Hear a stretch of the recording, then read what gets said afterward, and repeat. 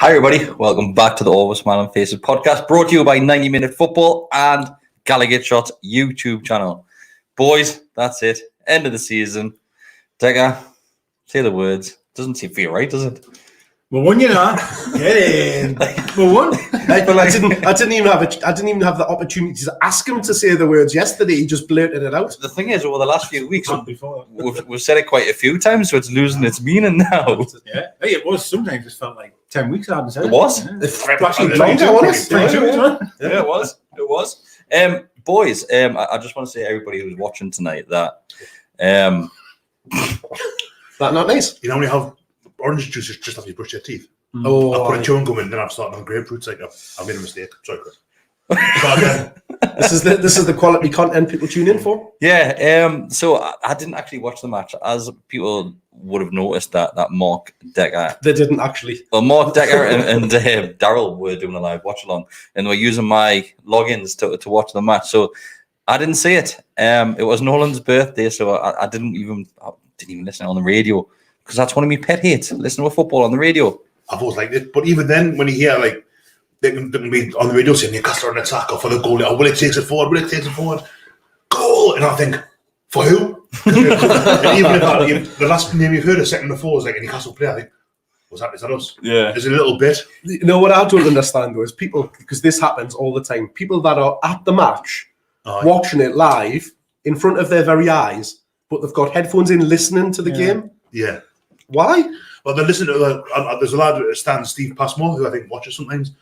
He stands like a few down from me at the game, and he's got headphones in. But it's always been a thing that people do when they listen to like other games or listen to Five Live results, and because they've got the like. How do you know listen to the match? It might be like listening to the Always Smiling Faces podcast. He might be. He probably just got like a bit of Daft Punk on or something like that. Like, the summer.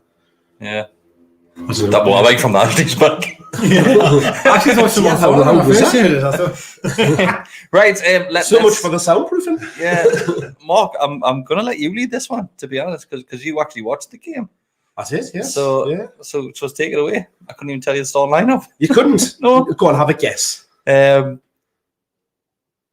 sure I read there was one change. There was one change. That's right. Yeah. Very late change in the day. Fabian. No. Did he not start? He came on second half. I'll give you a clue. It was somebody up front.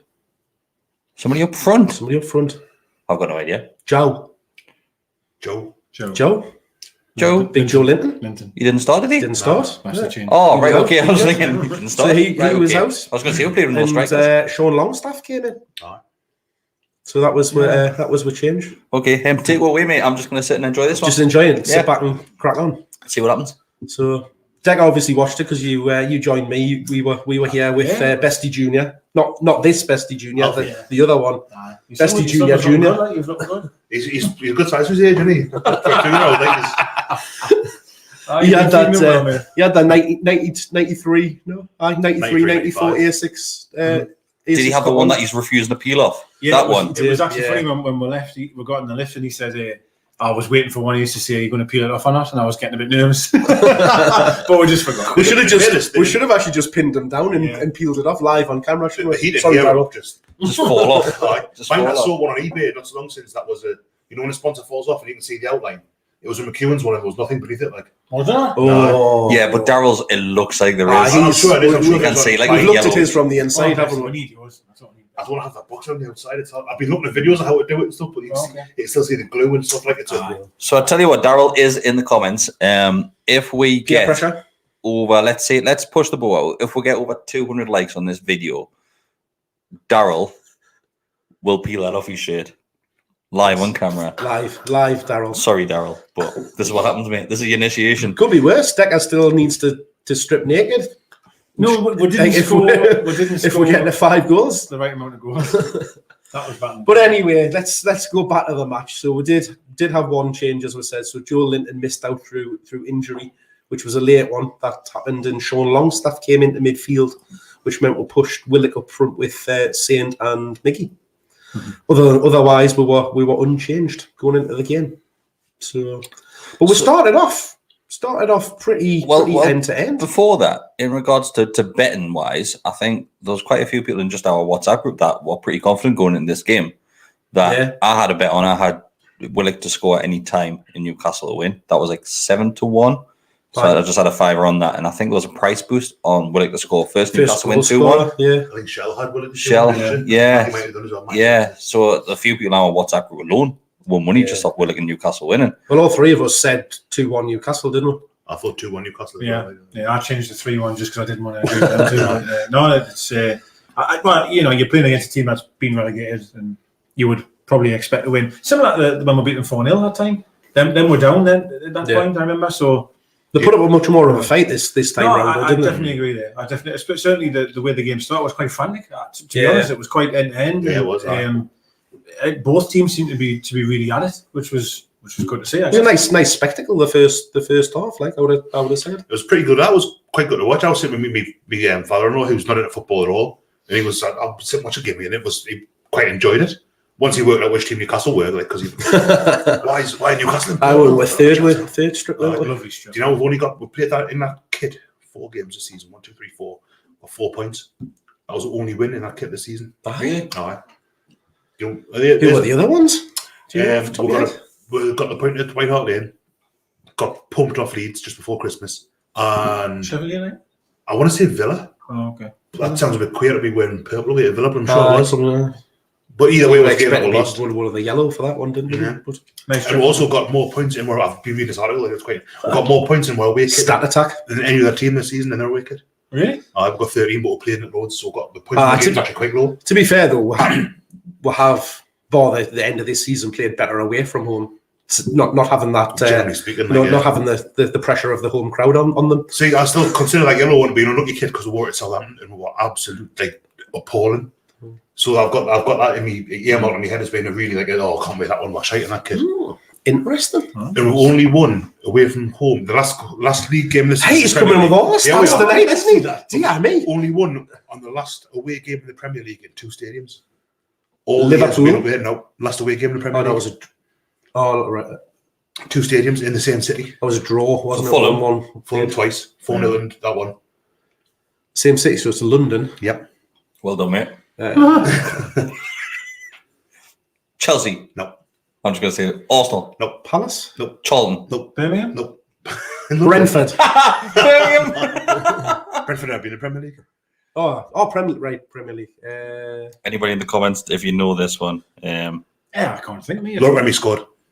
Oh, QPR. Yep. yeah. Oh, yeah. She scored for them. Yeah, Gouffran scored for us, and I think not scored.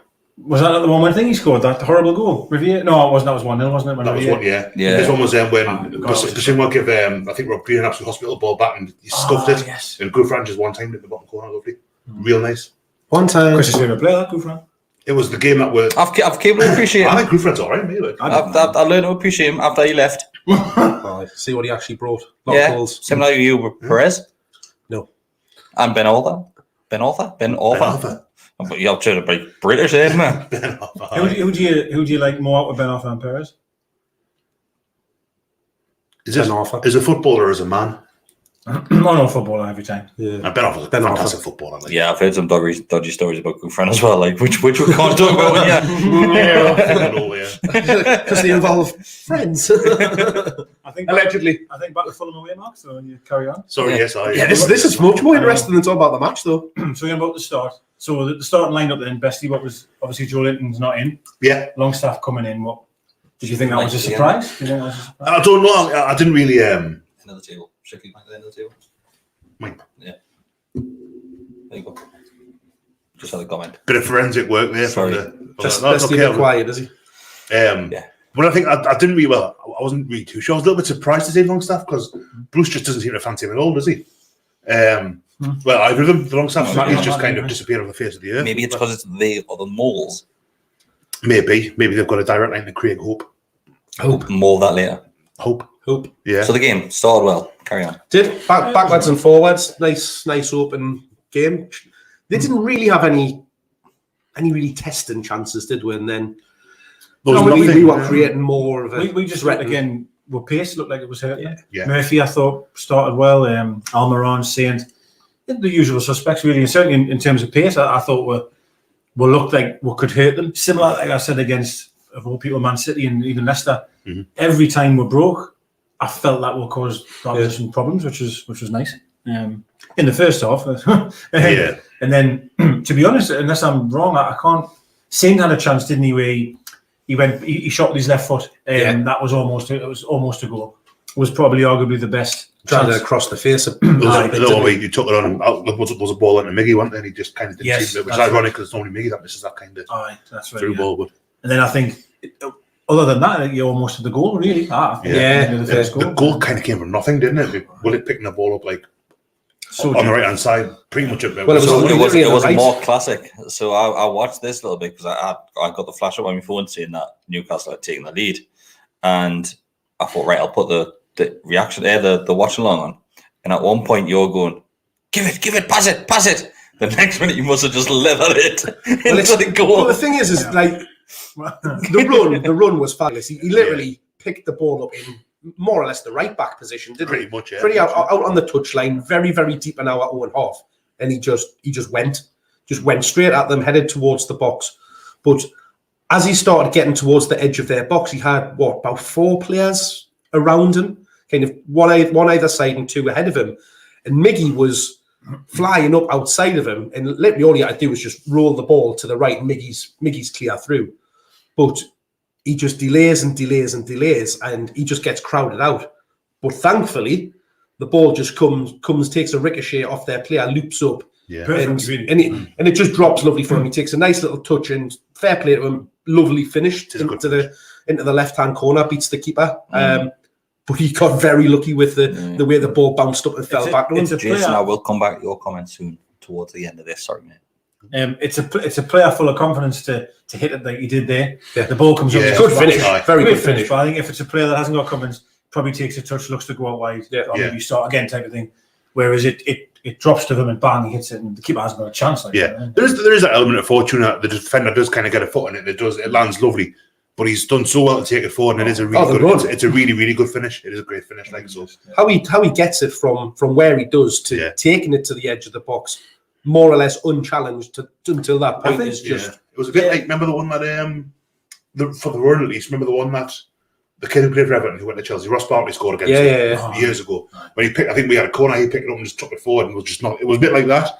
Where he's taking it forward, and there's not really a challenge on him, but he's just been able to kind of get on with it. I think it's one of them goals when your team scores it, you look at all the positives. You're like, he picked it up from deep and he's charged forward. If someone scores that against us, you are furious. How on earth is someone not coming across? Like, he literally ran in a straight line from the right back position. I know someone was chasing him, but no one came to close him down until he was on the edge of the box. Well, you're talking about Everton. It reminded me of when we played the Mackhams at home, and obviously they broke from a similar from their edge of their box, rifled it in at the Gallowgate end, completely unchallenged, and they had an opportunity just to side them down. One time that Paul Dubber didn't wipe somebody out. So I was crying out for that. But you cannot knock him for the confidence to pick the ball up and carry it that far, and then to get that little bit of fortune and just put a lovely finish in. He deserved it. Yeah, there's no bones about that. So Brian Twells is actually said in on the same subject, saying at least he was in the right place to create the chance. Something we've been sadly lacking all season. Yeah. But I think we've moaned on about a box-to-box midfielder, and there's not much more box-to-box he could probably in that particular clip. Yeah. I mean, he's ran box-to-box. And I know Miggy does that a lot, but I don't think there's many players we've got could have finished that. If I'm honest with you, if that had dropped out, I don't think Miggy would have finished that. So sticking on Miggy, I know Miggy has came on quite a bit of criticism over the last few weeks, and there's comment on there. The grief that he's been getting in the last 24 hours. But Miggy, the question comes in saying Miggy's decision on a pass is sometimes questionable, and I think we can all be in agreement that he doesn't lift his head up, does he? We've all mentioned that a few times over the last few weeks. I remember at Man City at home, there was a few times where and I likened it, I think, to Sissoko and Cisse. When Sissoko was taking an extra touch, I wouldn't quite see the pass. And Miggy doesn't seem to see the runs that Wilson makes, or even Joe Linton on occasion makes, or Sir Maximan if he's coming across.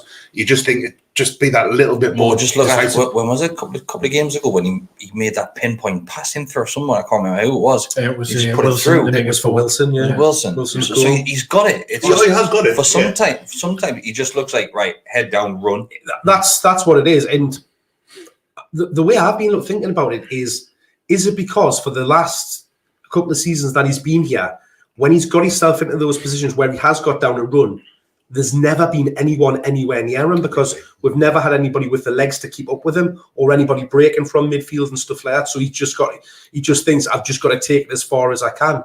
Saint was guilty of it loads of times last season, whereas now whereas now he's the opposite. He's getting into those positions and he's looking for a pass, whereas we've seen him before try to always take it himself or try to have a shot, whereas now he's making those decisions. So it just comes with time and a bit of experience. Saint has massively improved because when Saint arrived, one of the things that not just ourselves but everyone in the media was concerned was his end product and his attitude. Yeah. I think we can tell straight away that his attitude is far from what we were led to believe. Unless he's turned the corner. Well, he might have turned the corner and thought, nah, I've got to get me act together. Yeah, might have just misread. Could have been the case. End product, I would probably say the first half a season, he struggled massively. Yeah, he did. His shots were piss poor, let's be honest. His power in the shot was just as bad as Joe Linton's. But this season, it seems like he's just turned a huge corner. Yeah, he's. I think his passing and his decision making is really good. Yeah. The one against Sheffield United, that reverse pass to Murphy, man, it's just absolutely top notch. I go back to I can't remember who we're playing for the life of us now. Was scored and then the opposition scored almost immediately, and then Saint absolutely burned someone on the right hand side, just crossed it for Wilson. Wilson just tapped it in. Yeah, honestly, that move he did on that wing there and the ball he put in was just amazing. He does it time and time again. The thing with Miggy, I actually think sometimes he does see the pass and sometimes he attempts the pass. The problem is the pass is shit. The pass is either behind the player, it's too far in front, or maybe it's too late. It's not that he doesn't play the ball. I don't think do very well. Yeah, he just doesn't do it very well. That's what I find, to be honest with you, most times with him. But when you were saying about grief, I haven't seen it, if I'm honest with you, but is it bad? It's just been, I mean, not just because we talked about it the other week that he was coming in for a bit of criticism, but there's just been loads for the last 24 hours of people slating him. Is that because he's not scoring, not assisting? Apparently, he's got. Apparently, there's no end product. He's a headless chicken. It's all the stuff that always gets thrown around, for him. But I think that's pretty unfair. It is unfair that way. There's another comment in there. It was from our friend Daniel van der Put, who said Miggy is a headless chicken. Daniel, you're wrong. I think he's just another player, and we've seen it so many times. We mentioned two of them tonight with Perez. In fact, three of them with Perez, Gouffron, and Ben Arthur. It's players that split the fan base, and Miggy's that one that's doing it right now. But what the big thing for me is you've got to remember where Miggy's been asked to play for the majority of his time. He's been asked to play as a midfield three. But does that alter his decision making and likes the passes and things like that?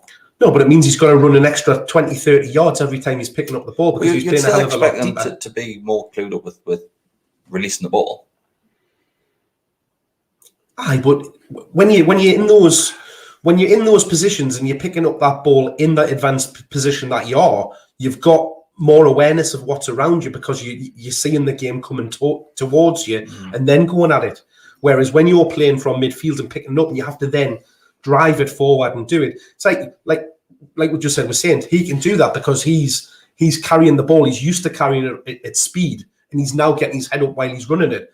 But Saint's probably, I was going to say one of the best. He's probably the best dribbler in the Premier League.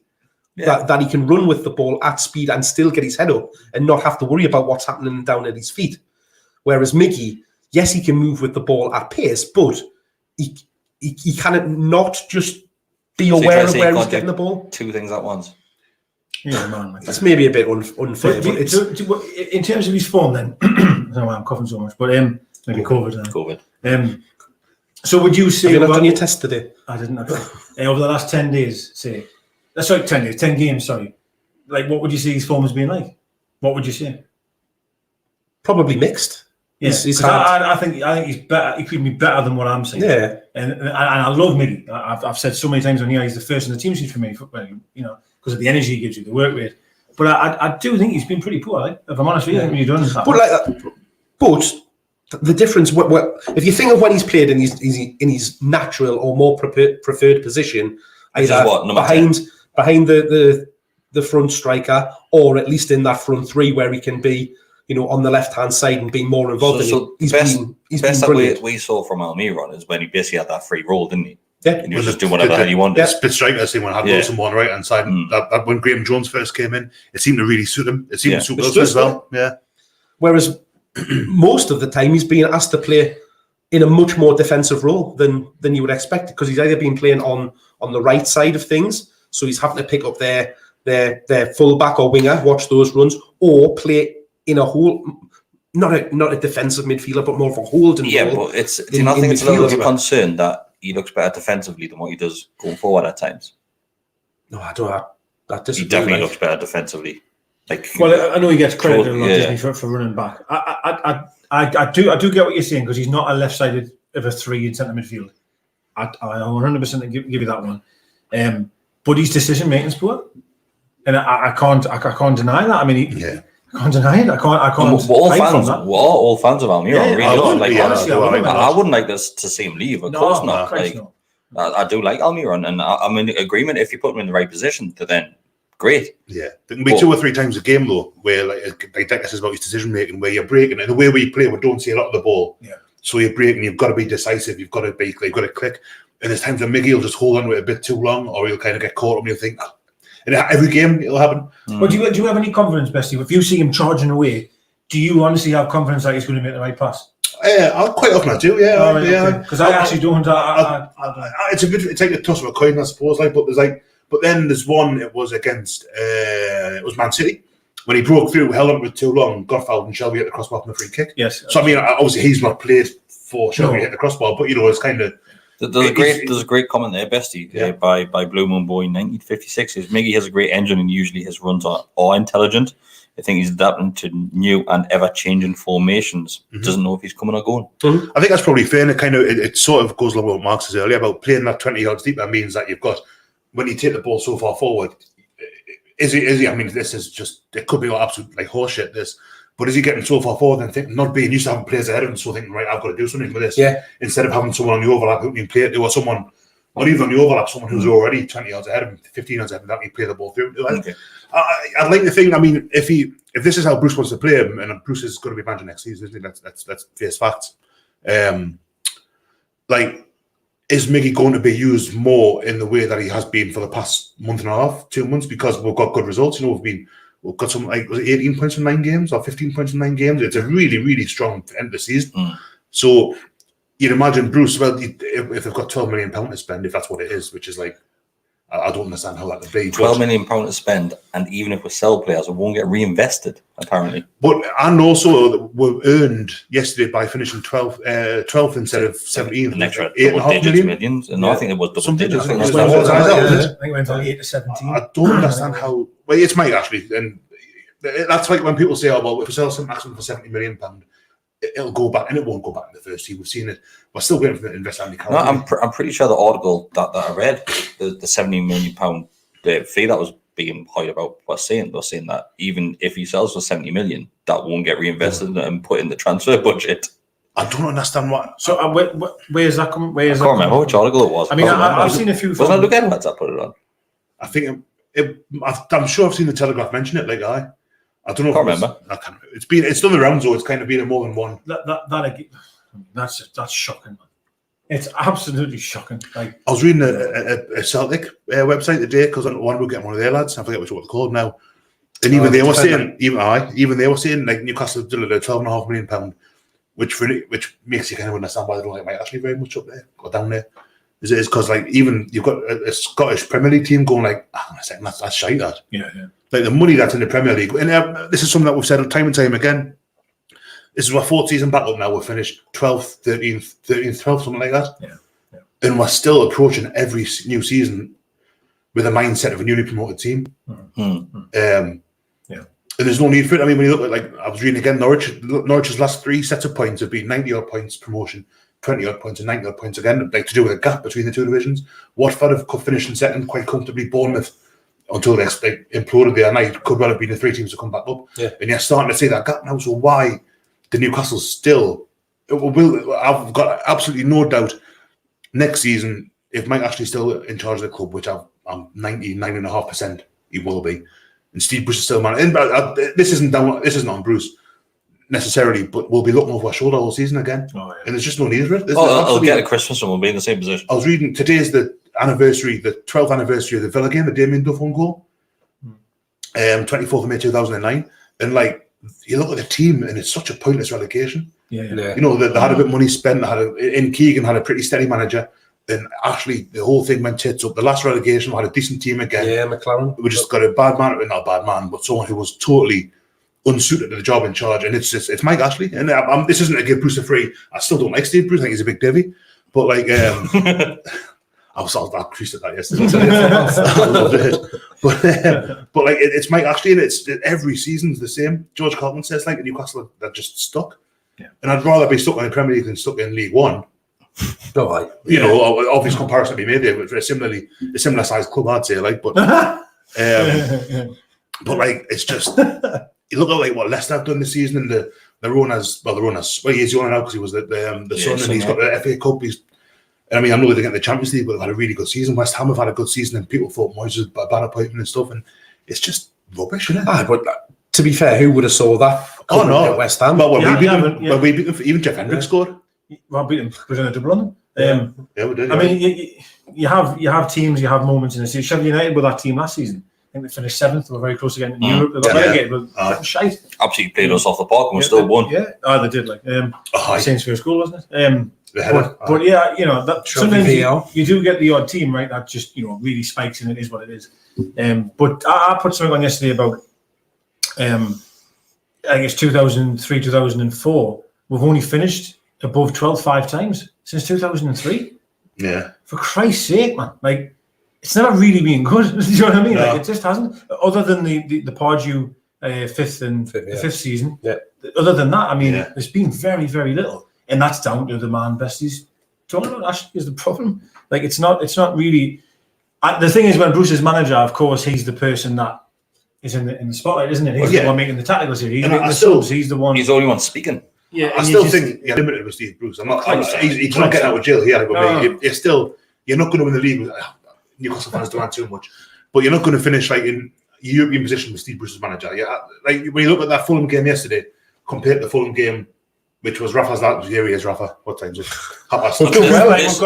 This is 30 minutes, almost 30 minutes. I think the first recording was like 3. Oh, it was 3 minutes in. But then because it was the last game was Fulham away, so there's a lovely little kind of comparison. We relegated Fulham away as well. Beat them 4-0, played them off the park, and it was like, right, this is like, what's this team going to do next season if he stays? And it all went to shit. And this Fulham game was very similar though, Bessie, when you look at it. So you had Rondon. We didn't know what we were going to be doing with Rondon. Yeah. We've got Joe Willock there. We don't know what's going to be happening with him. We're in a point saying, if the club realise the potential, well, not the potential because we can't see it now, it's happened in regards to Willock scoring goals and Rondon at the time, obviously scoring goals. If the club want to progress, they'll make an effort to go ahead and bring these players in on a permanent deal.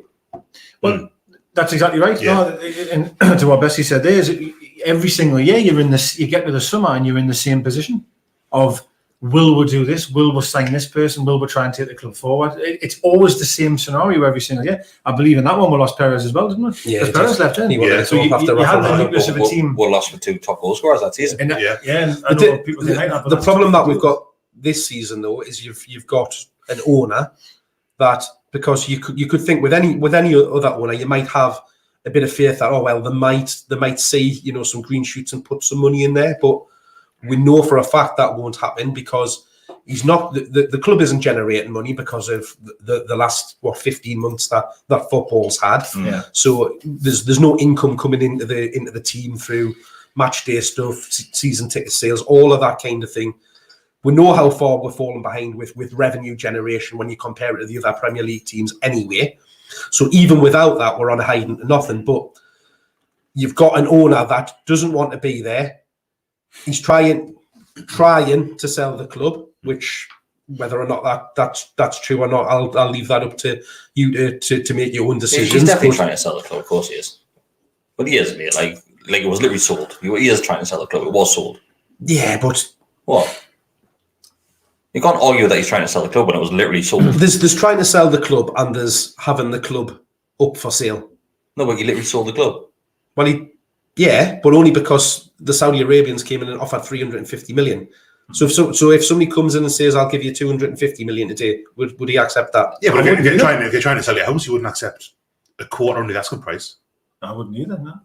Do you think that the club's still worth that? Well, no, figure? like, we're in a different thing now. It's different now. That's what I mean. Is any club? The thing is, like, I'm not defending, but he is trying to sell it. People seem convinced. people that I trust in the media, local press seem to think that he is trying to sell it. I don't suppose any of them have got a direct line to him. Like, I'm not sure how we can actively try and sell the club. Like you put a for sale sign up, and if the buyers don't come, I don't know what else you're supposed to do. That's it. You've got to make it an attractive proposition, don't you? I will say I think all his eggs are in one basket. Yeah, So I agree. I wouldn't say unless Henry Maurice comes back. Well, yeah. I wouldn't say he's outside giving flyers out to people who are trying. Does that make sense? That's what I mean. So he's not. For me, he's not actively trying to sell it. But because he thinks he's got that nest egg, if this court case that's been extended to June, I think he's thinking that. But I definitely think to the point of he's definitely trying to sell because he accepted the bid. Yeah. Like, he literally packed his bags there and was thinking, "Mint, I'm out of here." But that was what? That's nearly. Oh, well, no, that's 15 years ago. Yeah, but it's kind of out of his hands, isn't it? It is. That's why he's going to. But that's what I mean. So, but if he wanted to be out that desperately, why wouldn't he have done something within the last 12 months? The thing is, he really wants to sell these because he wants to build Sports Direct over in Well, Melbourne, it. Like, yeah, it's still self-interest. It's beneficial to him. So that's not doesn't shout to me as somebody that's trying to sell that club. He only wants to sell it to that one person. Yeah, but somebody coming in to buy Newcastle, that's going to be for their self-interest as well. What do you mean? Like the Saudis coming in, that was for their self-interest. It wasn't like, of course, there would have been Newcastle better. That's what we all assume. But they wanted a Premier League team, so it's self-interest because it's a whole sports washing thing. Anyone that buys the team, it's all self-interest. It's always to put them on a higher pedestal than what they think they're on already. Yeah. You look at Man City, you look like they've got the Etihad stuff for the stadium on the shirts, and they've built the trainer, and it's all. Is it Qatari Etihad? Or Emirates? It's all. It's an advert basically. It's all the kind of, I don't want to call it propaganda because something I fucking not. But you know what I mean? Like it's all like the GB flag will just start falling down. Aye. But I think I agree though. He's still going to be here next season because I don't think anything will come of that. I think he's only doing the court case because he's looking for compensation because the sale didn't go through. I don't think he's trying to force. It would be lovely if it would force the sale through, but. I do agree. I don't think it's happening. I think he's only doing it because he's out of pocket, so he's putting that case together. And do you know what it is? Why on the subject Takeover? We'll move away from Takeover because, like, I can't believe we're talking about I know we've avoided it for weeks and weeks now. But I think with the thing that Takeover is stop fucking believing people. Like, just stop believing people that don't have a fucking clue. I'm sick of seeing it. I'm sick of like someone with fucking 20 followers on Twitter saying, "I've heard some good news about this Takeover." Yeah. Fuck off! Like. They get 1,000 followers out of it. They get 1,000. Honestly, and like, no, it's bullshit, and that really pisses us off. It really does, because, of course, you're misleading fans. But some people in their head, they might think because they've heard this news. I know somebody that works at the club, and they've said the Takeover is going to go through. How many fucking times have we heard that? How many times have we heard that? How many times have we heard it from Decker? Let's be honest. Nobody knows what's happening because it's going to court proceedings. Nobody knows what's happening. So for somebody to say the Takeover is definitely going to go ahead, it hasn't even fucking hit the court yet. How do you know that? Yeah. But that's why no one even knew about the extension, and then some people say, "Oh, it'll be done in 10 years." And Paul from Shell come out. Paul from Shell, poor lass had to go on fucking padlock on Twitter because the abuse was getting. It's insane. 3 months later, she's fucking right. It's insane. Well, it's because it's not the narrative of it's all sunshine and rainbows. Well, that's why Luke gets a child. I mean, that's not the only reason Luke gets a hard time. Yeah. Luke brings that on himself, I think. But like the stuff. Every time I hear Luke, I just want to say Henry Maurice because that's what happens on Twitter. Where's Henry? It's embarrassing, isn't it? Where's Henry? It's like Gareth was shitting himself. Michelle's crisps. Yeah. Same things like, I had someone else, man. I know someone else. I think Luke does a good job. The Takeover stuff, he's been pretty much spot on every time.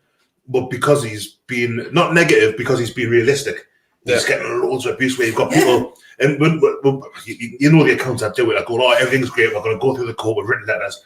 We're trying to get people sacked from their jobs as well." Like, that's not too clever, but like allegedly. But like, you get people doing that. It's like, and there was a load of people last summer saying, "Oh, people got to think about mental health Newcastle fans." I thought, well, I don't know if that's really, but people are so emotionally invested, and people really want it. And there was a point last summer where I was just constantly on my phone. Look, like there was one day when I heard from a really good source. It's desperation. It is. It's desperation. You probably speak about the time we both heard Yeah. that thing, and we were so excited for the next X amount of days, thinking, right, it's getting done. I was sitting there for about 2 hours from 4 to 6. Going, this is it, and it obviously didn't come to pass. Like, but you kind of think, right, this Ashley's out, and it's going to be this new, whatever it is.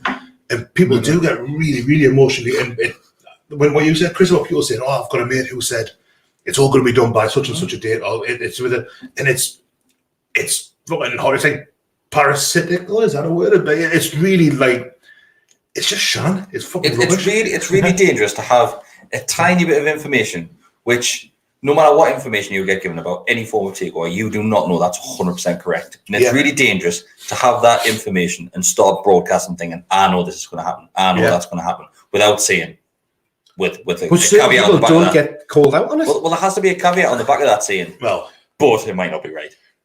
Well, no. To Mark's point, where I get annoyed is where, listen, anyone can, to a degree, can say, I heard this, right? All right, maybe.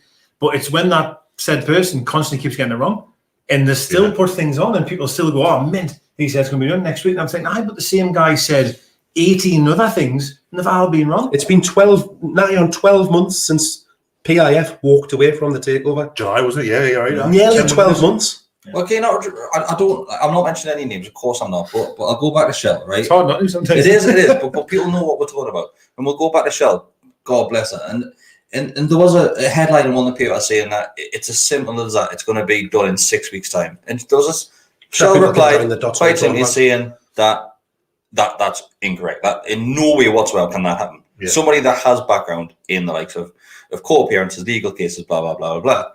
She got fucking bullied off the fucking social media, man. She got literally bullied off by abuse that she was getting. And like I've just said, you look X amount of months down the line, she's right. She's right. So anyone that was coming on there, and I know there'll be people that watch this and they look on social media and know exactly what we're talking about. Like, we can't just sit back and let that sort of happen, like that thing happen, because it's fucking bullshit. Yeah. But like, let's move on, because I'll start going off on one in a minute. We came onto this just because I was like saying the whole reason we got on it was because we will not move forward next season. Which just gets you to that whole position. That's where it all comes from. I've got the second goal. That's what I was going to say. It's fucking Fulham away. But we are talking about where we were and the whole fact that we had that hope with Rafa, and we're in that position where we've got no hope because the money won't be getting invested because either Ashley doesn't want to be there, doesn't want to spend the money because he's living in hope that this takeover will happen, or he's just going to sit there forever as the owner until the point where it becomes unobtainable for him to continue because we're either relegated to League One and it's not making any money, or it just we survive in fourth bottom every season. The thing is with the point you made earlier about no money coming through the COVID, no money's that's the same for every club. Every club, yeah. And like us having £12 million, Harry Kane's probably going to go this summer. He's not going for like £20 million, is he? Yeah. There's still going to be money floating around out there to be spent. And Newcastle United should have far more than £12 million to spend up there. But that comes back from the historical issues that we've seen with the ownership, because you look at Spurs and the amount of money they generate as a club now.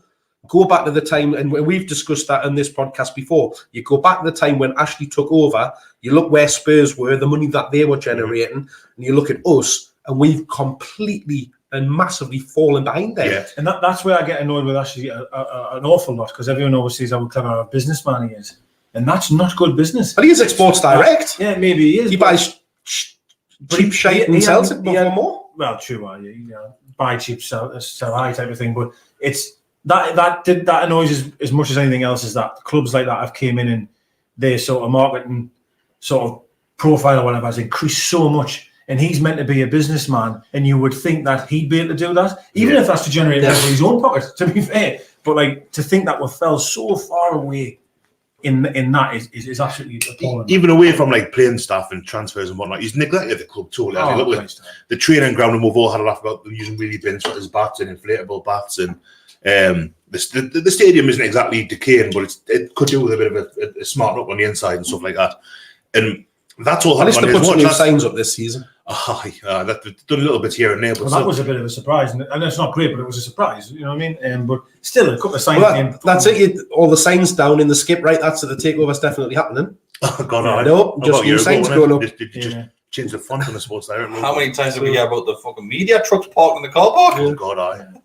Maybe that was because, I don't know, we had a live game that weekend. That was on the telly. That was Winners in the office. Well, on a couple of weeks leading up, I was just doing laps at the ground. There's been a helicopter. There's been a helicopter. I take it that's the Great North Air Ambulance. Like all those flights. I wasn't that bad. Like, all those flights that were trapped. Right. People are being in Barbados. Well, it is. These are in the same place as that person. Newcastle Air. Like we just said there, it's just We'll fucking back on the people table. are desperate for a little bit of hope, a little bit of belief that we could try and progress, and we can't, and it's bloody heartbreaking. Totally hamstrung. This is what I was honestly thinking this after the game yesterday, and I spoke to Chris in the car about it just before, and you'll not agree with us at all here when I say this, but so finishing 12th, right? Like I've seen loads of people on Twitter saying, and it really gets to us this, these little think the cool jokes of like, well, where's the bus parade and where's all this for finishing 12th, and that really fucks us off because I'm like, no man, that's not what we're saying. What if you say to me now, well, first of all, Steve Bruce coming, I thought would have been relegated in the first season. Yeah. So to think we'll survive twice with him is blows me mind. It blows me mind, and I'm wrong, completely wrong, because I thought we'll go down with record points.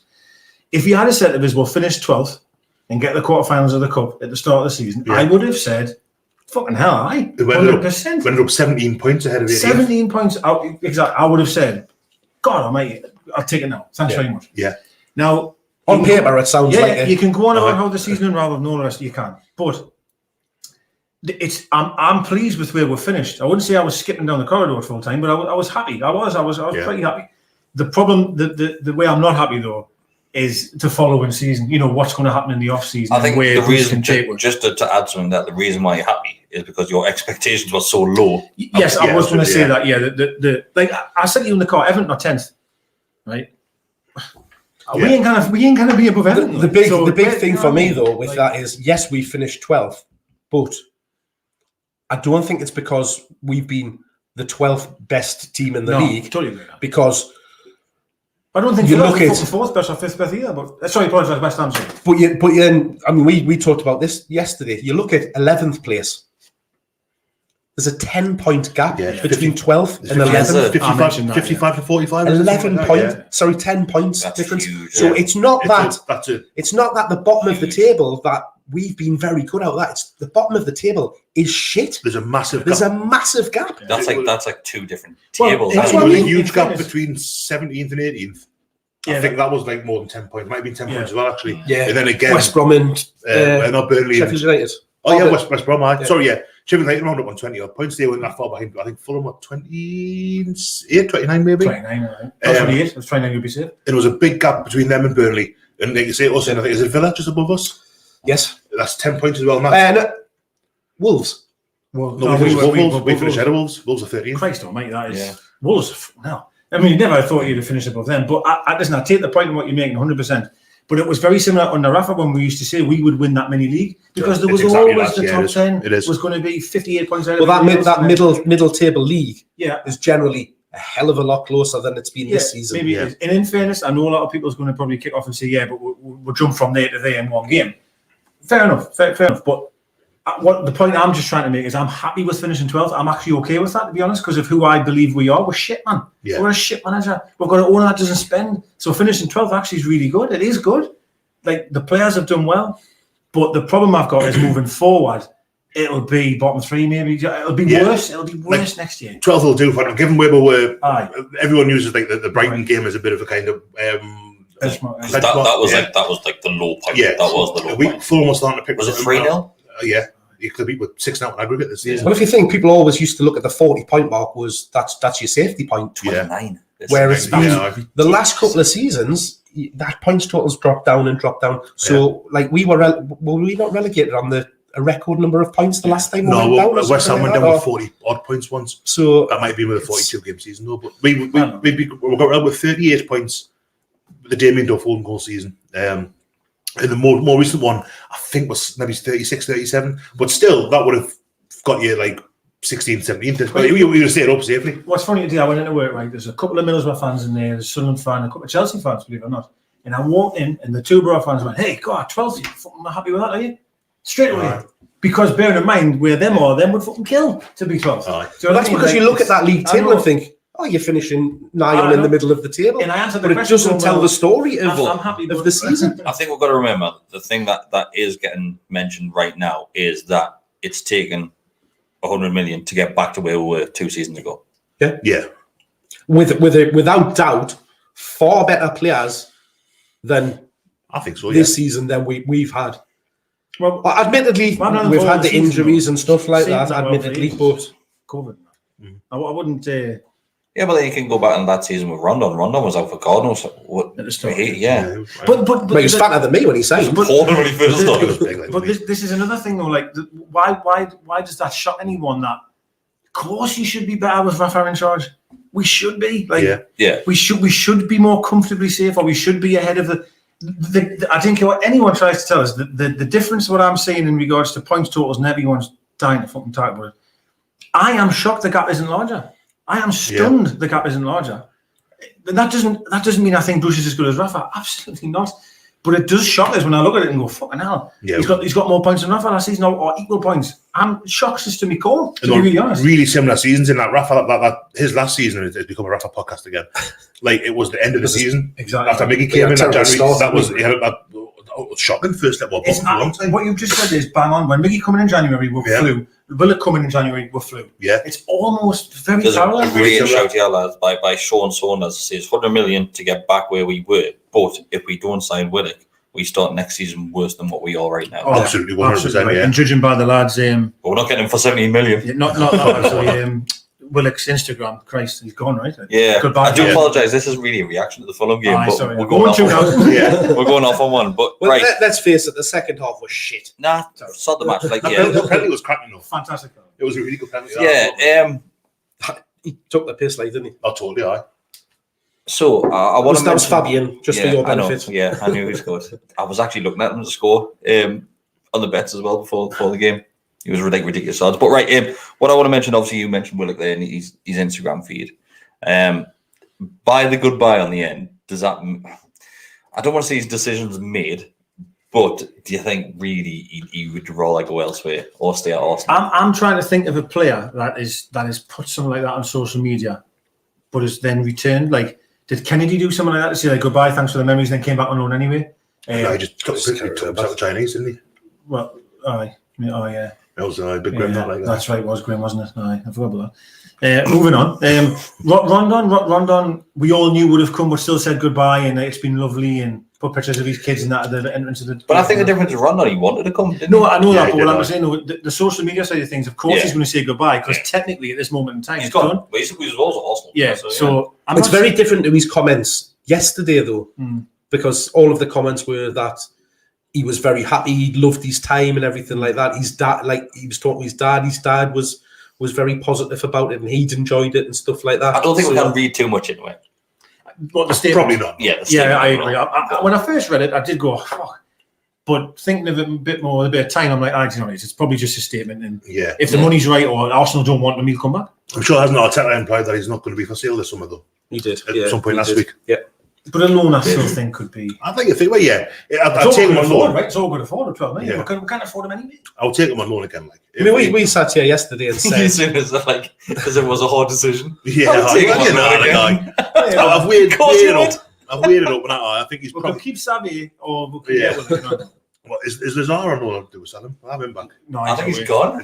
Ashraf Lazar did win. He got to be his last season. It is. Yeah, he's gone now. But no, he goes first of June, isn't it? That's when the contracts are up. 2nd of June to be in here. That's next week. Next week. So, but you got Lazaro fucking picture of Elton John. That was come on, mate. He doesn't care him, does he? I love it, me like. Absolutely love it, me like. What a boy! It's like. There used to be a program on, I'm sure it was at MTV, and it was it called Blaggers? And they just used to try and blag them way into places. Well, that's him. That's Lazar. It's like, you know, when he got that, was it the bloke who played Lee Nelson? I forgot to call him now, but he got his phone. Man United in England, and he turned up at FIFA as well, didn't he? The Champions League final, Lazaro, he'd be just standing next to Man City. Like John Terry with the shirt. That's been that, like. I do love how like that. Like it's amazing. It's amazing. Just the audacity in it. No. I think he even replied to somebody on Twitter as well because I said, "Oh, the cheek of you got the Newcastle photos, you got in the Watford photos after playing this amount of games." And I think Lazar replied, "What we saying?" And blah blah blah. He tagged another team. Did he not? Is because he went last season? He was like on loan in Italy. He was playing in Serie B. I'm sure he tagged somebody else and went Andy's. Cretoni or something like that. It's fucking shite. I love it, mate. It's brilliant. To be fair, he couldn't get. When you think of like couldn't get he's thinking like Keane in schools when they won the Champions League, they didn't even want to be on the pitch, like because they didn't play the final. But Keane got. Well, I'm not going to go him. Can you remember the was it the Steve Bruce at weddings? He was just getting photoshopped at weddings. You could just do that with Lazar, just for like memorable moments. That's a good shout. Yeah, the 1966 World Cup picture with Bobby Moore and Bobby Styles shoulders. BD Lazar's it. He became for that, like Lazar. Get him on the block. 100%. Yeah. But he's living his best life, isn't he? Well, He's why getting not? paid thousands of pounds a week just to Sure. go and lounge about. And he's getting free football boots and that. I'll do it if we could. Right, I didn't know. So somebody else I want to talk about. We've been going for 51 minutes, but we'll go a little bit longer. Chris, we're talking a lot of shit, haven't we? Aye. Somebody else I want to talk about is Alex Bruce. So I've seen that today. Alex Bruce is. I'm not sure if he's been left He's alone. had a pint today, hasn't he? I'm not sure if he's been in the pub or if he's just been left alone with his phone with nothing else to do. Jesus Christ. That's an outburst. I'm not sure if one of you can get it on your phone exactly what was said. But it was talking reply to Chris Hope. towards Craig Hope. Chris Hope. Who's Chris Hope? Craig Hope. Craig Hope. So he tweets Craig Hope, and I don't think Craig. There we are. Let's read Craig Hope's article first of all. Well, not the full article, but the headline of the article. I'll let you read that one. I'll get another drink best. So I've not got the whole Craig Hope thing. I've just got the kind of the quote tweet, but it's Craig Hope comment from he's a Daily Mail article. Rather than antagonise fans by telling critics to eat humble pie, Steve Bruce should stay humble and accept credit he, staff and players deserve after saving Newcastle seasons for previous criticism stands. A summer of silence might be no bad thing. I'm assuming that's the thing. Yeah. So Alex Bruce, in response to that, this is aimed at Craig Hope. You are a toxic, poisonous little rat. You've tried for 2 years now to stick the knife in, create negativity, derail the club, lie, twist words, constant unbalanced clickbait. You're a bitter imposter incapable of just saying well done.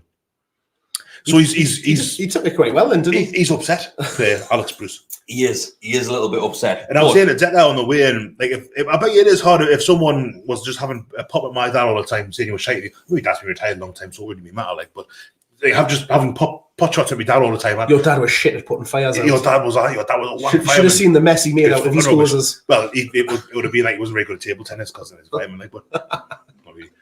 But I like you'd think like, well, leave me dad alone, like, you know what I mean? He's alright. I like my dad.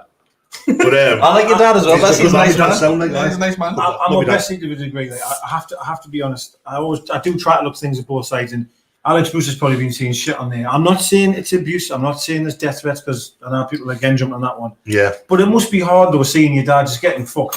Literally. Literally. But I mean, like, What? Hang on. I didn't want to go back to that moment. Getting criticised. Ebony porn again. Getting criticised all the time like that. Yeah. And I will say one thing when you think, including myself, by the way, every single fan has said, we're relegated tomorrow, there's no chance he'll keep up, blah, blah, blah, blah, criticise every single word he says down. Even the way he sits in a chair, he gets criticised for, the way he sighs or something. It's literally everything. It would get you. I'm sorry, it would get you. And if that was my dad, I'd be doing it. I probably would be doing exactly it would. But the other side of the same coin is that Alex Bruce came out before and said that his dad was getting this abuse, that abuse, blah, blah, blah.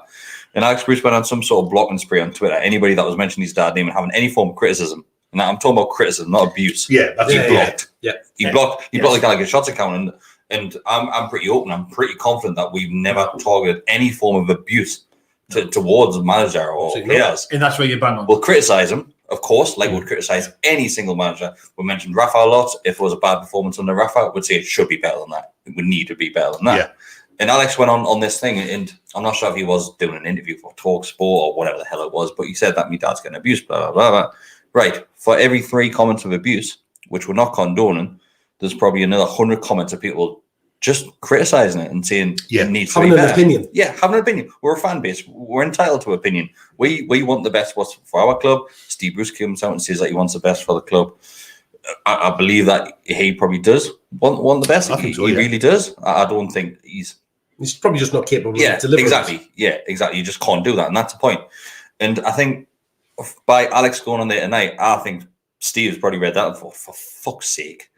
Like he's just prodded the wasp's nest again, and unless Steve Bruce is getting his son's phone while he was like getting a beer or something. We heard not long ago that Steve Bruce doesn't read these comments, and he doesn't look on social media, and like he's getting thanked left, right, and centre in the street and in the supermarkets and things like that. And I'm thinking it's corresponding with. Let's be honest. Steve Bruce went on TalkSport 2 weeks ago now. Yeah, a week and a half ago, and he's had an open invite for BBC Newcastle. Open invite where it's going to be Newcastle United fans listening to that. It's not a station that is known for basically antagonising a fan base, which TalkSport is. Steve Bruce took it of his own back to go and have a chat with these. Known for fine well what their aim is to do. It's basically to piss Newcastle fans off. Why has he not done the same as what previous managers have done and attended the local radio station talking? To have because they're all against them. That's why they're all against. You've got to remember, even if he's put in that position, then it's not going to be abuse that's getting thrown his way. These calls are vetted. Of course they are. They're going to get fans out and they're going to ask decent questions to him. They're not going to be fans on there saying, "Oh, you're a prick." Like it's going to be. Could turn to that, like. It could, but if it did, they'd get cut off. And it'll be the next one. Yeah, it'd get cut off. And it'll be the next one, wouldn't it? And I think. Yeah, I get what you're saying. I think Steve Bruce hasn't done himself any favours in the last 2 weeks when it comes to off the field sort of things. Like where was he when we're losing games left, right, and centre? And that's exactly what Craig Hope said in that that statement that you just read out. In his thing is, rather than shouting your mouth off about critics or anything like that, then you've got an opportunity to be the bigger man. Yeah. To say I've achieved. Right, I've got it. I've got to say that because this was classic Bruce. I'll never say that it's an achievement for us to finish 12th. We will never say. But it's an achievement we finished 12th. Yeah. What? How we? I knew that was coming. I mean, come on. No, but that by the by. He hasn't done himself any favours the minute he came in the club. And over the last few weeks, he has never done himself any favours. From even the most, I'm going to even be a little bit harsh here, cutting off the bloody media blog for starters, the interviewer. That's just not on for starters. How on earth someone hasn't called him out and said, "Will you just shut up and let him finish the question?" Second of all, he's never done a good interview yet in regards to trying to like get on the fan side. And you've mentioned there about BBC Radio Newcastle. Yeah. He could have went on there from day one. Yeah. Do you know what I mean? He could have come out in them 20 game streak where we hadn't won, or 22 games or whatever it was. He's never done himself any favours in that. No. And that's why maybe it's snowballed that when no matter what he says now, people just are on him. And that's why we were critical of him during that period, because he never took any responsibility. Yes, there was always a reason. There was always an excuse. You look back, and I'm not going to lie, I don't listen to BBC Radio Newcastle, but if Steve Bruce was on, I would listen to that interview. I did the same when Rafa went on, and I did the same when Pardew and John Carver went on. And those are two great interviews. The Pardew and John Carver one was absolutely amazing. I think they were there for 2 hours. And the amount of questions, the answer was unbelievable. It really was. And I would have a lot more respect to him. And I'm not saying Steve Bruce should go on like podcasts like this. Of course not. Because it's a completely different environment. It's roasting here with him here as well. Like. Oh, imagine him. He'd be sweating his tits off as well. We'd get some cracking snacks in there. I'm not just speaking from yourselves. There's X amount of Newcastle United podcasts and fucking fan channels and YouTube channels out there at the minute that'll happily welcome him on. Have a conversation, a decent conversation with him. You're not going to get any abuse by going on these. You'll have a conversation. Even if he had a conversation, even without cameras rolling, without any kind of recording, just have a conversation, because you've got an opportunity to build bridges. And that's the thing that he's massively missing out on. If he'd have, like I just said there, if he'd have came in when he joined this club, and instead of going on about that, he was going to take us forward, he wanted to break into that top six and everything like that. Great. You're saying all the right things. But then when it doesn't go the right way for you, don't then hide behind and say judges after 10 games, judges after 20 games. Be a man enough to say, look, it's not going well, but I'm going to do everything that I can to turn it around. Don't hide behind behind excuse after excuse. The problem he had is he tried to go up against Rafa. He constantly kept throwing Rafa in the he did a few conversation. times. You mentioned him more than best he I does. just couldn't believe what he was thinking there, to be honest. Like, how are you going to win there? Yeah. If you're going to bring him in the conversation, you simply say, listen, I'm following a really great man here, type of thing. And really, He's never going to turn, but he didn't turn us against Rafa by keep comparing himself to him. And the way he kept doing it was just riling fans up, and that was exactly. stupid. It was basically, look at me, look what I'm doing. Yeah. And the thing is, I think I completely forgot what I was going to say. I did completely forgot. The thing that pisses me off is Steve Bruce came out, God knows how many months ago now, and said that we need to realise where we are as a club, right? We know that, Steve. You don't need to tell us that. We know we are shit. We don't want our manager saying that. Our manager should be wanting more and expecting more from those above him. Well, how many times have we sat before a game and talked about his pre-match quotes, about constantly talking up the team that we're going up against, rather than talking up his own players and talking up about our chances?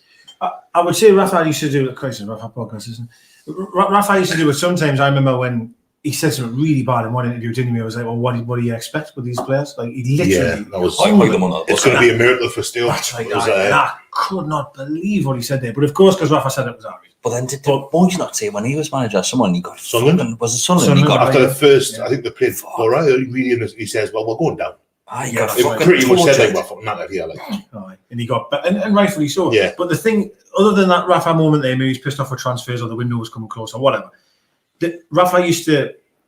Well, he brought the mentality of like, no, you don't come here as a stepping stone. He tried to create that vision, didn't he, that the club wasn't a stepping stone. Yeah. Whereas under Bruce, every time he opens his mouth, it's very much like, well, you know, we are what we are, and well, you know, it's always like that, isn't it? And of course, I understand that. He's right, though. I mean, he is right. What the fans want to hear. He is right, but it's horrible coming from your manager. It's the mentality that does that feed into the dressing room. You know, the person goes, well, he's right. Like, we're shite, really, aren't we? Like, surely the leader has to be the one that is.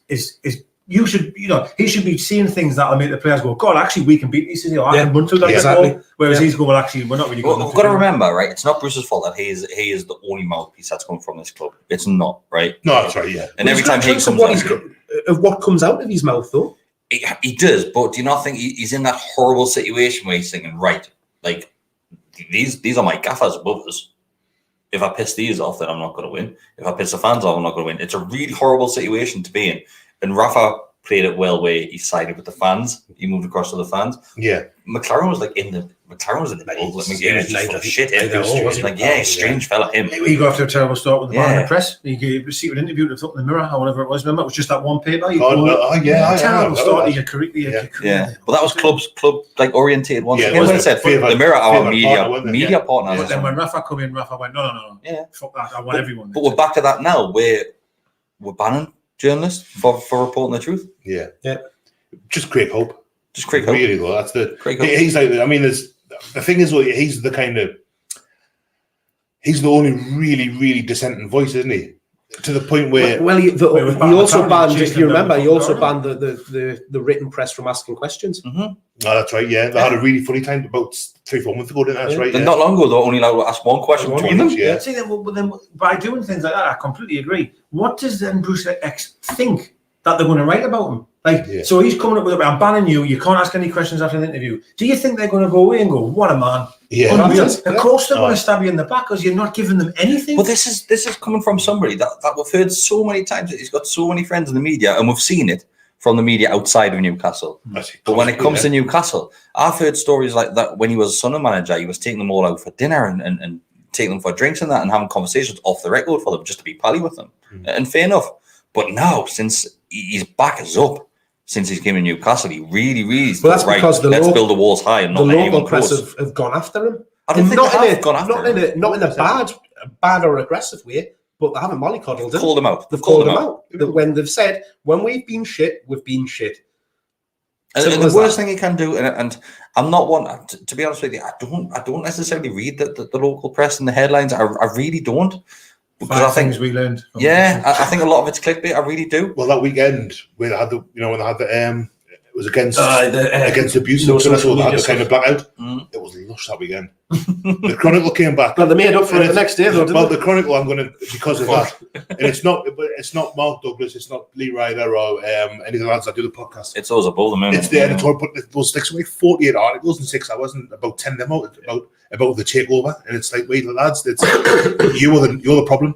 Yeah, absolutely. And again, this isn't a go at Mark, and I think Mark a lot. He's a nice lad. A good lad, Yeah, like good good writers. lads at the Chronicle, But I it's just, that's the problem, and that causes so much kind of ill feeling on Twitter. And people on Twitter are like arseholes as well. Like, for a lot of the time, I've had to bin the Chronicle and get out of Facebook because it's just depressing as hell reading the comments that come in underneath. Like, it's awful. And Twitter's getting like that as well. That comes back to the way that people absorb media now. Yeah, Nobody buys a newspaper these days. So you don't buy. You still don't have to embarrass yourself and be an arsehole. The Chronicle. I used to buy the Chronicle, or like even before that, when I was delivering them as a kid. I used to read the Chronicle from back to front. You'd start on the back page because that's what you did. The pink on a You'd Saturday look at that, the pink and stuff like that. But people just don't buy newspapers, so they have to drive it to the advertisement on the website because that's all they've got to generate revenue. They used to read the paper and they just shout at the paper. You know, well, that's it. Yeah, I want to shit you. I think they used to get a markup in right over the top of his. Like, but you'd read it and then you'd like. You'd start having a conversation with you. Like the pink, like Big Divvy. Look at the match, and like 4 of would buy it, would stand there reading it, and then would start talking about it and like arguing about that. Whereas now you do that, but you do it in the comments of a. One of them when Keegan left. It's quite a famous image where everyone's got their head in the Chronicle. Yeah. Reading it, Keegan's like left or quits or whatever. And as you say, it would obviously just be on social media now, of course. But Andy Cole got told. Everyone outside the East Millburn reception. Well, there's a comment there by Kieran Bolton that said that the local media. Oh, he's watching tonight, isn't he? Yeah, said that the local media don't ask enough tough questions. But the reason why they don't is because they're going to get banned. But you get one question. Well, they don't get answered. They don't get allowed to ask. It's like they're feeding off scraps on there. Let's remember, they're feeding off scraps because the likes of the Premier League clubs, all they care about is the likes of Sky Sports, Talk Sport, for some fucking reason. I honestly thought Talk Sport would be dead and buried by now. I really did. People still buy the Sun, and it's just the same thing, but on the radio. It's just shit. It's sensationalism, isn't it? It is, exactly what it is. People still buy Take a Break. In fairness. In fairness, like, that's quality journalism. In fact, can you not just buy a magazine now that's just full of those fucking stupid stories? Oh, like that. America's full of them. Like America's full of like a UFO shag my horse. Yeah. It's like a Daily Sport. Daily Sports? Is that still going? Like, surely not. I think it can't be, can it? I think the sports clearly been because I was just the Daily Sport was fantastic. There was one story that the fat lass from like a kebab or something, or a cat or something in a roll. She was about 40 stone and she'd rolling over and it was dead. Yeah. It's been there for months. No, there's one that she found in a roll. That's the one. In a roll. But she crushed it and it was dead. There was one about the double-decker bus getting found on the moon. I remember that. Freddie's story at my hamster or something. It, not raped. It. Oh, did you I mean, Christ. Freddie Starr's had enough trouble for that kind of Jesus Christ. This is the problem because people don't buy newspapers. So the only way that the newspapers can make money is by advertisement on the website. Yeah. So you have to drive people to go to your website to read. Yeah. It's horrible reading an article on there because it's just advert after advert. Kieran Bolton's put another great comment in and saying that remember that Talk Sport and the Sun are owned by the same person. Yeah. It's Murdoch. Yeah, I think I'm Murdoch one's still there. But people lap it up though. Like, I'm sorry, but people do. Like, how many times on social media? Anyone says it's terrible, but they're like, I wish that Newcastle fans, it's never going to happen because it's Newcastle fans, but as a whole, just thought, right, don't ring them. Like, just don't ring TalkSport. So, like, just completely, just pretend they don't even exist. But I remember, like, not after the phone hacking thing, I think I was working in Newcastle. I was getting a metro to work, and literally it was the weekend, and everything kind of hit the roof. The news of the world's gone. Monday morning, there's some kid gets on with a copy of the Sun. I'm thinking, what the fuck have you mean? Have you not read anything all weekend? Like, what are you? Well, that's habit, though. It's habit. He'll have bought that newspaper every day for 10 years or something like that. Even then, like I've got him. I used to drink with a bloke. Oh no, it's really grim. I kind of talk about that. Really, he murdered somebody. I don't. I would have a beer with him every now and not constantly, but I look. Oh, hello, how are we doing, mate? All right. Before or I've after? not been in before, not immediately before. And since I don't think he's out, but if he gets out, I'm not going to be going for beers with him anymore. You know, he's murder.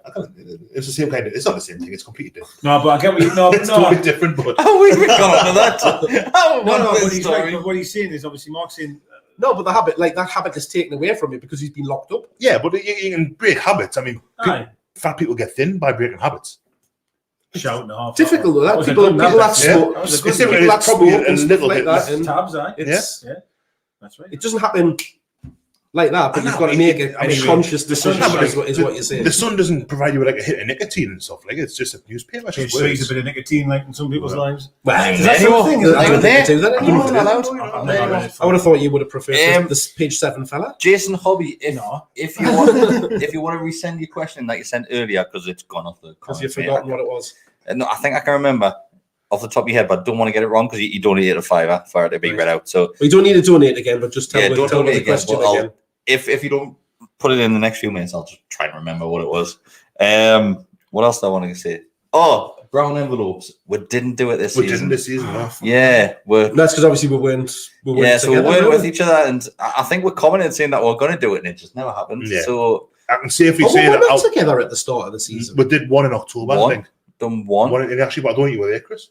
Or was it? Nah, it would have been the back end of last season when So- we were together because the season. Yeah, so obviously Clark ran on came- so late, didn't it? Yeah. Clark came on the final one before COVID. Then there was one between. At the same time. Then it went down in lockdown I again. think it There's was only just one. one. I don't think. Yeah. Chris was Chris there. did that. There's only one. In that bit. No, I said We it. definitely I said said maybe everything 2 or about 3 it. in actually, didn't we? Yeah. He said it left. But there's only one. But But I'm thinking, was that the end of no, that was previous like season rather than the October beginning time. of the next one? It was No, when no. it was in the gap between. Didn't they? But I can safely say that So I we went would, back I to would, local lockdown in November or Christmas, something it was like that. November didn't time. I would definitely have had to get relegated. I probably would have candles on top. What kind of questions is this? Best player? Yeah. I would have to Leading go goal down. scorer, most improved, most overrated. Yeah, so we had there was position, I would have said like top goal scorer, 15, best 16. player, worst player. Basically, those four. So worst player I would have said Joe Linton. Relegated. Top goal scorer Wilson. Yeah. I'm just saying what I would have said. I think. And what was the last one there? Most improved. Most Was it? improved. Must prove basically. Yeah. Oh, I'm sure I would have put on that I one. think I would have put Joe Linton for that, just out of hope. Hope. Yeah. Hope for Joe. I don't even know what I would have said, to be honest. I would I have, would have said for that one. I would have had Wilson and relegation. I would have said. I would have probably said 16th or something. Just I to, would have just towards the bottom, like towards the bottom. I would have said 12, 17 points. Would you have had with 12? No, I would have. No way. nah. No I way. think last season I was I optimistic. wouldn't have had I a 12 think yesterday morning. I think I put about 14th, 15th. In fact, I wouldn't have had with 12 at 3:30 yesterday. Yeah, right. So the question from Jason Hobby is for you, Bestie. Yes. Says a question for Beastie. Beastie. Appropriate. About kits. Which third kit in the Mike Ashley era have we won the most points? Oh, in the Mike Ashley era, third kit. Is this just Premier League? Because I'd imagine the white one in the channel didn't wear that often. I don't know, mate. The yellow one? The yellow one, the Well, that was- one that won at Man U, the one at Palace, the Kabai, The luminous the Kabay kind one. of Brazil style. Was that the third one? Was it? Yeah, the away one that year was blue with a couple of kind of. Right. Okay. Yeah, One the got orange colour and stripes. green one. So we don't know the answer. blue With we're orange guessing. and green. So we're going for the yellow one, I think the yellow. the Kabay one, the Brazil one. Yeah, Old Trafford, Sellers Park, and was the winner. Jason, I hope you know the answer. To Yes, this. We're just aye. sat waiting for you. Was to it the give an 1-0? The Lord Remy scored Right, when yeah. Jim Grill had an absolute blinder. Yeah. Aye. Well, there's 9 points straight away. answer. What was so, the third kit of the season we finished fifth? it was the black one with the two, one at Stoke. Stoke, aye. The Could be that Democrat one. Possibly Bolton Joe. away. I'm just thinking the Bolton league away. What position. was Yeah. the away? Drew What was with the away that Cooper. one? Orange. Last season, the orange one. Orange with a two slender kind The of black. stripes. What about the first season in a Rafa? Was that the black on black one? First full season. Black on black. That the first Nah, Premier League that was season the was. 125 year one, wasn't it? No, the first full season was the white third kit with purple, the shell kit. Okay, yeah. Aye. The shell kit. It Oh, is had a shell, the aye. white, the Wonga white one with the like diamond. That was away. That was the third that kit the that way season it was was the dark blue one with the pink and white. Yes. So Jason was just waiting for the answer. Yeah. I hope it just wasn't a random I question. don't think he knows the answer. I think he's just. I think he was hoping. I'm going for the hoping yellow that one. The Kabay at Old Trafford one, but I'm not sure if it's right. And we're just assuming you're meaning Premier League. Third, yeah. Premier League Otherwise, one. Mike Ashley. I mean, what was the third kit in the? Oh no, even the first time in the Championship, the blue, silver, the black and blue one, stripes. So Yeah. they got beat at Blackpool and Forest in that one. So, Grim. oh, So yeah, we're just waiting for you, Jason. We'll start wrap this one up and hopefully you'll comment. can we do another third kit special? I really enjoyed that. Another third kit Just special. the same one again, just but like, another yeah, one. just with better think- answers. Talking of kit specials, Yeah, right. So What's as we wait Have I missed for your answer, come in, Jason. I mean, we've only been discussing it for like the last few days. yeah. Have I not been Kit specials, summer. I know what I'm thinking I would like to do, but I don't know if it's that. Yeah, so I'll tell you all rather than speaking to I'm glad you're awake So, to the situation. Obviously, it's end of season. We'll probably will do some sort of end of season review and just chat some shit for an hour, even though we've probably already done that tonight. But we'll chat a little bit about an end of season for Newcastle United at some point in the next couple of weeks. Just waiting for this little light bulb. But I think I got it like that. the Euros are approaching. We do have this fantastic room. So this little room will be having a little bit of a makeover, and we will be doing a lot of Euro podcasts. That was That's right. That kit special was my idea as well. That was your idea. So if I you mean, that was the first idea we had I've of literally doing got one Euro coming tomorrow. contents. So if you did tune in for the likes of Newcastle United kit specials, we're going to be doing ones England kits, just Euro kits in general. And there's going to be a lot more stuff coming out. We're hoping to have a video out at some point tomorrow about the Euros as well, so that might be coming. Reaction video to the We've still got the squad. goalkeeper kits to do. Yeah, we'll have. That'll save until Keeps us busy though, right? after the Euros. Maybe a pre-season special. How would Yeah. we do that when because we'd have the kits on? We'll have to bring the kits in and present them. Bring the kits in. We'll have to invite Ketch. Maybe I've got a load of kits. maybe Yeah. we I've not got all of them, but I've got a lot. Ketch has got a Gavier. maybe we can do the goalkeeper kits with maybe a new kit reveal. Do we have that kind of pull with the club? Literally. No, but obviously we're going to be having a new kit coming next season. Oh, Oh, I thought you meant we were revealing it. Everybody else. That's what I thought. Exclusive, yeah. Yeah, so we're not going anywhere, and we'll still be around during the summer. We still don't have an answer to the question, mate. So It's fun. He's just googling. We'll find out. We'll find out. Best you'll tweet it out later. I'm going early night, but I'll try to. So Jason Hobby has replied saying that question will be a good one for the quiz night. Myself, I think it's a championship one. He doesn't even know. For fuck's sake, Jason, man. Cheers, Jason. Cheers. He comes I'm in gonna- here, teasing me with these questions. He doesn't even know the bloody answer. I'm gonna have a look at that later on. We'll find out. We'll find out what the answer is. Right. Thanks everybody for tuning in tonight. Thanks for tuning in over the last 12 months. Player of the season. Player of the season. This is going to be our end of season podcast, which we'll do. We did an award ceremony last year. We did. We probably won't do Yeah. one this year. That was great. It was It was great. We great just night. got absolutely Steaming. shit-faced. I I was fucked up. I think I was thrown up in the You're drinking pub dragon afterwards. soup. I know it was Clark drinking dragon Clark soup. was drinking dragon soup, and I think I was just drinking anything that was in the fridge at one point. Full bottle of Fireball. Do you know what it is? I said we weren't going to do it, Let's just do but it. Aye. we might do it. I mean, it'll be preserve everyone in here doing it. How long was the? When's the start of the Euros? 3 weeks. I think we might have to do it at home. 11th of June. Yeah. Yeah, So 2.5, 3 2.5 weeks. Yeah. weeks. I think we might have to do it. I at don't know home. if we'll have time to do it before the Euros. Clark's Then in Dundee and that. And Yeah, we'll have to do it at home. I think There's so, too many yeah. people all over the shop, so we'll do that. I'd be playing beer pong in here, like if it was in here. Right. Thanks very much, everybody. It's been a fantastic year. Not for Newcastle United, but for us, we've had a good year. Yeah, like COVID, Newcastle being rubbish. No, but we've had a good year. Oh, that will be We have had a done, good year. We've had some memorable moments. Obviously, we're signed up with 90 Minute Football, became part of their podcast network. We had Alan fucking Shearer on the podcast. I've now seen. I don't know if Decker Bestie so knows, quiet in his but life. we've also had Ryan Taylor on. Like Yeah, we had 3 Ryan Taylor on episodes. 3 times. Apparently so. Ryan Taylor's on 3 times. Good work, lads. So I'm currently like chatting to other players, not obviously as well known as Ryan Taylor, but somebody that can look at other things. I thought you were going to say not as well known as Alan Shearer there. I thought, oh, well, that's fair. Yeah, it's all right. Yeah. Yeah. But yeah, Warren Barton on as well, briefly. Warren Barton was on a little bit of surprises over Warren Barton. Yeah. Warren came on the piss with Will one night, didn't he? No. He did on Zoom. Did he? Yeah. Did he? Are you just making things up now? He came on one after a game for a little while. I don't think he was on the piss with him. He did because we stayed on a little bit longer afterwards. Did he stay with her? Yeah. We wrote 10 minutes or so. I must be more at that point. We were. So was Mark by the sound I of think it. I was texting Warren Barton when I was pissed off my face. You were? We're tweeting them like that. I'm sure. Why had Luke Edwards on?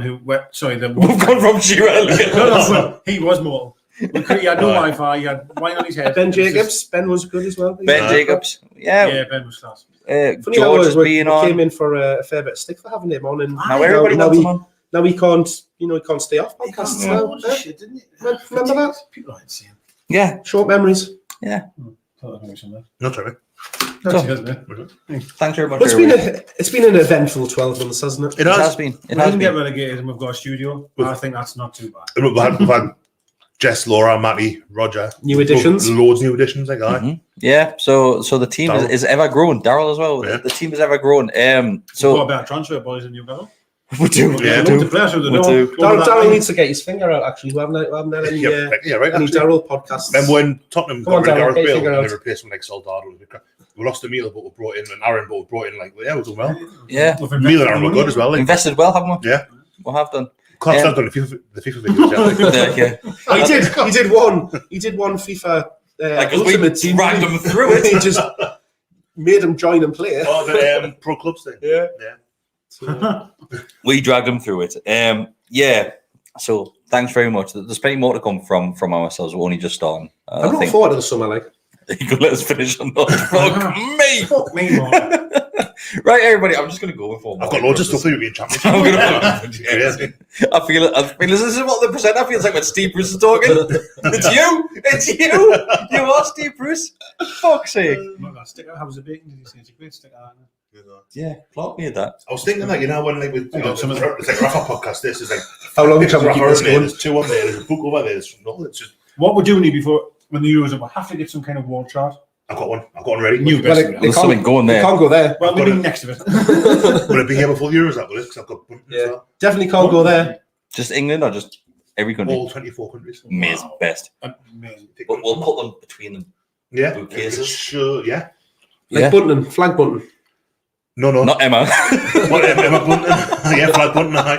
But it's arranged, it's properly. What are the buntings are going to be? What kind of bunting is It's insane. No, like I mean, like, insane. No, it's like, like. is it like the mini flags? Like, It's like a little bit of Or is tablecloth it- and dots. Of course. Yeah. Of course. What no, else is it because going I to be? mean, it's- Why would it be that? when it was Euro, it could have been just like Euro 2020. But what, on what? I bought totally irrelevant bunting. No, because I was meaning, was it like It's Avengers. Yeah, but individual flags? Of That's the, a the banner, countries? that's a banner, not bunting. It's Avengers Endgame. No. So it's got Bruce Banner. Like on a So ribbon. you thought he had Bruce bought some Banner. bundle that just said Euro 2020? Yeah, you can buy Like it was that. his fucking With, birthday. with like the logos on and that. Because it's going to be flags. I'm just asking the question. It's the flags of the 24 participating there. Thanks, that's what I was asking. All right, Bestie, yeah. okay. And is it actually flag shapes, or is it the other kind of bunting where it's like a triangle? Well, some of the, I think it's Nepal's flag is actually triangle. But yeah, no, they are rectangular, except for Sweden, which I believe is a square because it is slightly. Which is ironic because everyone always says that their flag's a big plus, but it's not that big. No. It's not bigger than England's. Well, I think we better Switzerland. go. All the Scandinavian countries. I think we better go. We've just Well, lost that's gonna 30 cost watchers in the last 10 I don't minutes. blame him. I do not blame him. Right, everybody. Matt Ritchie's got to go across. I'm going to fucking punch your heads in. I can Well, edit not, right now. not if you believe Twitter. No. I Right. think that's a good left foot. Can I go now? No. Can I sign this one out? I never want this to end. I thought you had. No, we're still going. No, we're still no. live. We're still live.